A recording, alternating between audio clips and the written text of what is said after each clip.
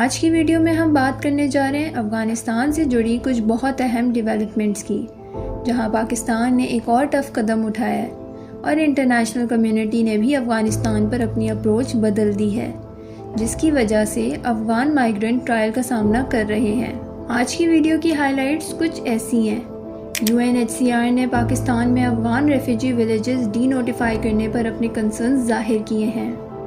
London میں Afghan migrant پر trial ہو رہا ہے۔ افغانستان میں فیس بک، انسٹاگرام اور سنیپ چیٹ بند۔ UN نے افغانستان کے ہیومن رائٹس وائلیشن کے لیے انڈیپینڈنٹ انویسٹیگیشن میکانزم بنانے کو سراہا۔ ویڈیو میں آگے بڑھنے سے پہلے دوستوں چینل کو سبسکرائب کر لیں اور بیل آئیکن بھی دبا لیں تاکہ ہماری لیٹسٹ خبریں آپ تک فوراً پہنچ سکیں، اور ساتھ ساتھ ویڈیو کو بھی لائک کر دیں۔ تو چلیے شروع کرتے ہیں۔ السلام علیکم دوستوں، سب سے پہلے بات کرتے ہیں پاکستان کے سب سے بولڈ قدم کی۔ گورنمنٹ نے 16 افغان ریفیوجی ولیجز کو ڈی نوٹیفائی کر دیا ہے، جن کا مطلب یہ ہے کہ اب یہ علاقے آفیشلی ریفیوجی زونز نہیں رہے۔ UNHCR نے اس فیصلے پر کنسرن ظاہر کیا، لیکن اصل میں یہ قدم پاکستان کی سیکیورٹی اور لیگل فریم ورک کا حصہ ہے۔ 45 سال سے زیادہ مہمان نوازی کے باوجود اب وقت آ گیا ہے کہ پاکستان اپنی سرحدوں اور ریسورسز کا حساب رکھے۔ گورنمنٹ کا illegal foreigners repatriation plan clearly کہتا ہے جو لوگ ویلڈ ڈاکیومنٹس کے بغیر رہ رہے ہیں انہیں واپس بھیجنا ضروری ہے۔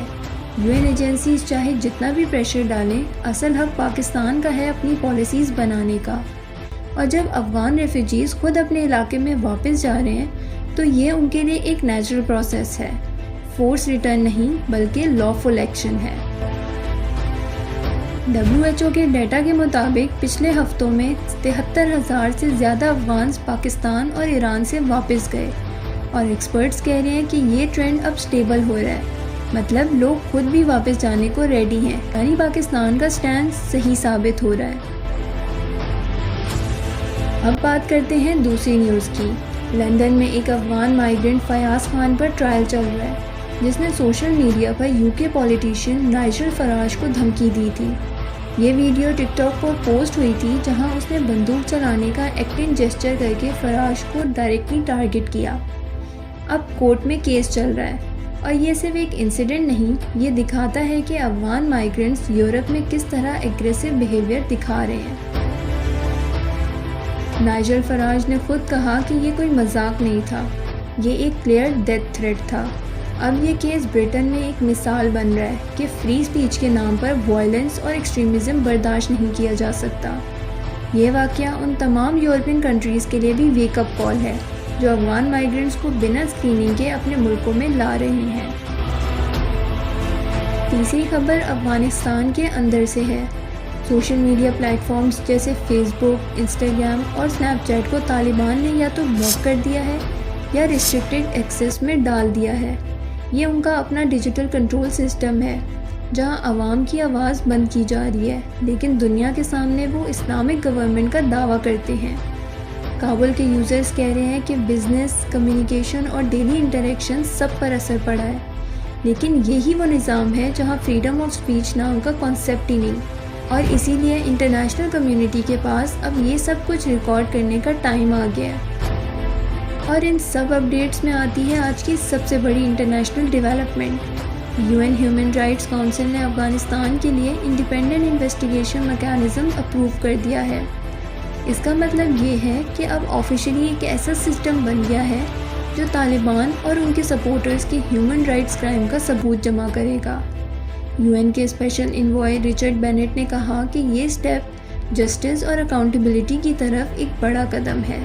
اس میکانزم کا مقصد ہے ایویڈنس کو جمع کرنا، کیس فائلز بنانا اور فیوچر پروسیکیوشنز کے لیے گراؤنڈ ورک ریڈی کرنا۔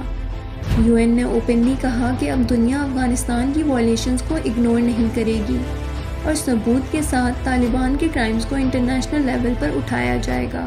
یہ سٹیپ ان تمام ان گورنڈ اور ریپریسو پالیسیز کے خلاف ہے جو طالبان نے افغانستان میں امپوز کر رکھی ہے۔ اور سب سے امپورٹنٹ بات، یہ میکانزم انہی افغان لوگوں کے لیے بھی میسیج ہے جو ابھی تک پاکستان یا یورپ میں انلیگل طرح سے رہ رہے ہیں۔ جن لوگوں نے اپنے ملک میں ظلم کو سپورٹ کیا، ان کے لیے اب محفوظ جگہ کہیں نہیں بچی۔